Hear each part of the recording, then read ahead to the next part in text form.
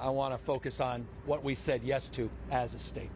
We said yes to science. We said yes to vaccines. We said yes to ending this pandemic. We may have lost the battle, but we are going to win the war. What we clearly saw in this election, that the focus of this election turned into national politics and personalities. California has been mismanaged for decades, and it's about time that it gets leadership that will actually solve its problems. I can't believe that this many people actually voted to keep him in office. It's a shame. Honestly, Californians have spoken. Gavin Newsom will remain governor of the Golden State. He defeated a recall effort sparked in part by what his critics called a lockdown and mandate approach to dealing with the pandemic. Thanks for watching, everyone. I'm Eric Connert. I'm Stella Escobedo. The race was called shortly after the polls closed last night. Here's a look at the latest numbers. Statewide, 64% of voters voted no on the recall. As for the top replacement candidates, Larry Elder led the field with 47%. Former San Diego Mayor Kevin Faulconer was in third with 9%. And this morning, we are recapping everything for you. News 8's Chris Groh has a closer look at how two of the local candidates are responding.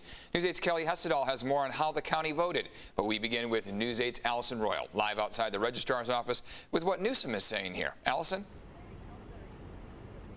Hey, Eric, that is right. So those mail-in ballots are still trickling in, but Governor Gavin Newsom is expected to keep his job and finish out his term as governor of California. Now, he tweeted earlier this morning, quote, "It's a good day to be a Californian." Take a listen to what he said last night.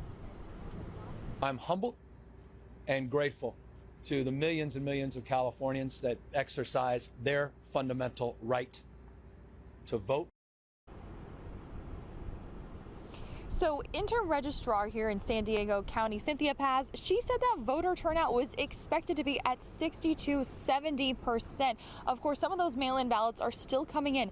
They just have to be postmarked by Election Day in order to be counted, and that is according to the registrar of voters. So they have until October 14th to certify those results and send them to the California Secretary of State, and that goes for the 57 other counties here in California as well. So Paz said a good way to think of it isn't just Election Day, kind of think of it like election month in that regard. So this was California's first recall since 2003. Last night, Newsom said that, yeah, 2022 is just a year away, but he wants to give people a little bit of a breather before we start focusing on that campaign for next year and what that is going to look like. Newsom faced more than 40 challengers in this recall election. I know that you mentioned a few, and that includes Republican candidate Larry Elder. This is what he had to say. As a former radio host, let me just say this. Stay tuned. God bless you. May God bless California. We got a state to say. So we'll see what 2022 holds, but in terms of the results for this election, those are still coming in, and a great place to stay up to date with those is our website, which is cbs8.com. I'm going to go ahead and send it back to you, too.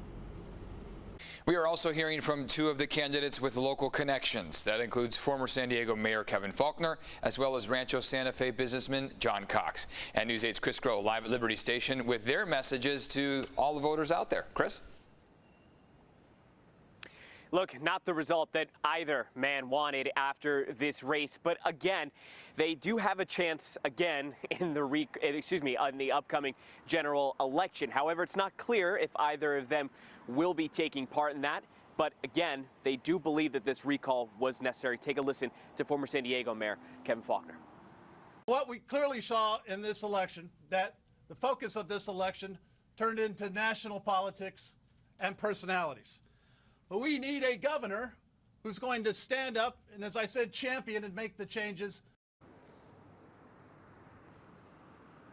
And across the state, neither Faulconer or Cox had a lot of momentum, especially as the night went on. Really, Larry Elder was by and large the #1 candidate in every county. And you get down even into San Diego County, again, Faulconer and Cox not performing well. But Faulconer did say at his party last night that essentially he enjoyed campaigning across the state, a chance to meet Californians and listen to their concerns. Again, we don't know what his next move will be, if he will run for governor again or potentially another public office, but he will be plotting it out soon. Now, as for Rancho Santa Fe businessman John Cox, this is another failed attempt at trying to become governor. Remember, he initially ran against Governor Newsom in 2018 and lost. In the recall, he finished with less than 5% of the vote statewide. Despite that, he didn't say he was done running for the job. So again, the possibility of seeing these names yet again, still a very realistic shot. What the Republican Party needs to do is focus on the quality of life issues that I've talked about in this race. Making sure that we can build housing at an affordable price, making sure that we fix homelessness by getting people treated, making sure that we have enough water and electricity.